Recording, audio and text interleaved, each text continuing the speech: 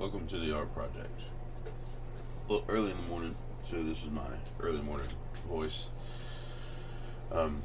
This is going to be not so much a review of Sketchbox as it is a celebration.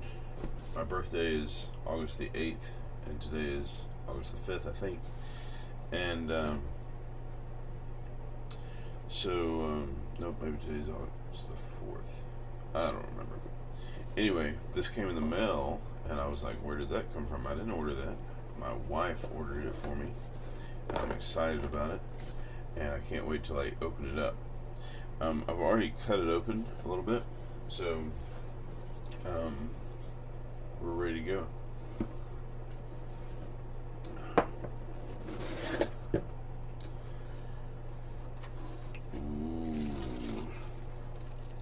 There is a bottle of ink. Let's see what kind of ink this is. A bottle of something. It says ink. Amsterdam acrylic ink. Graphite. Ooh, this is kind of one of my favorite colors. If it can't be black, it ought to be at least graphite. I love. Oh wow, look at that. Can you see that color in there? That's pretty cool looking. It's not just graphite in value, it's like graphite in texture, it looks like. What else do we have here? A brush. You can never have enough brushes. This is Silver Brush Limited. Tender loving care of artist brushes. So it looks like a pamphlet. Silver Brush Limited. Cool. A brush. Some artwork by Sketchbox featured August artist Aaron Ewer. Cool. It's got information here. You can look up more on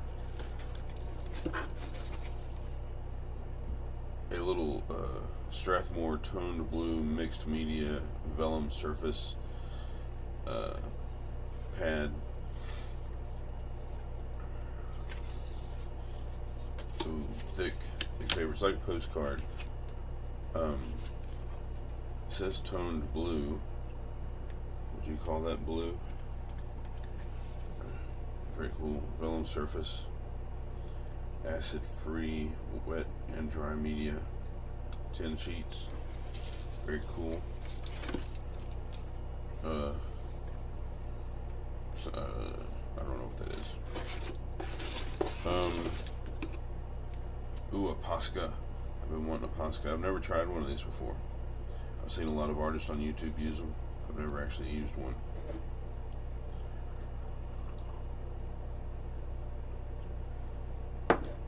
White. Ooh, a little vial of calligraphy ink. Super black.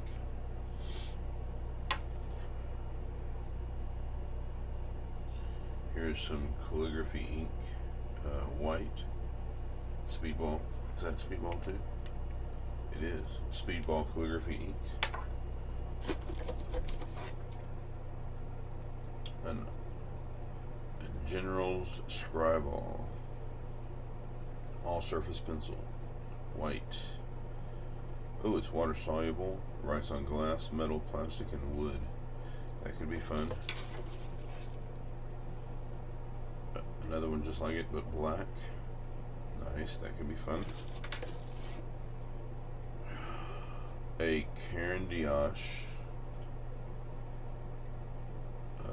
water.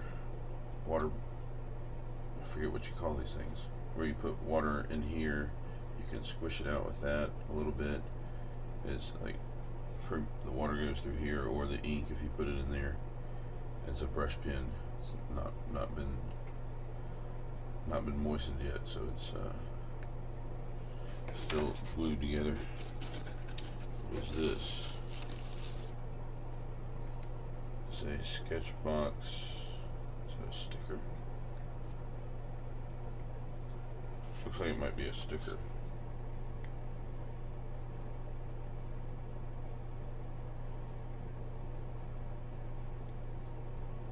Yep. It's a sticker. You know where stickers go, right? On the fronts of sketchbooks. We'll put this guy.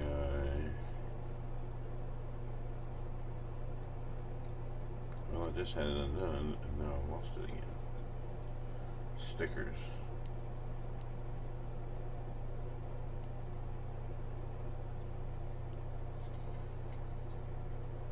There it goes. Got it. Alright. Now, of course, the best placement is not always in the center. I kind of like this little location right here for a lot of my stickers. Especially if there's only going to be one sticker on the book. And the sticker on the front of my sketchbook is good because it lets me know where the front is. Otherwise, the back looks just like the front almost, except for that embossing right there. Cool. Alright. Oh, except for this green stuff, well, it looks like all there is. So, let's move this thing out of the way. Let's make some artwork. Let's use my cool new book.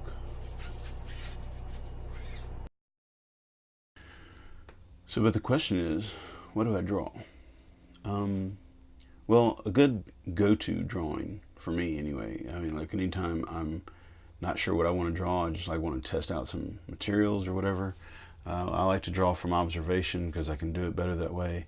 I can draw some things from my imagination, and maybe I'll make another video where I do that. I've got some things that I used to draw a lot that I may try and draw in here, but since I'm drawing from imagination, from observation right now, a good go-to is a skull.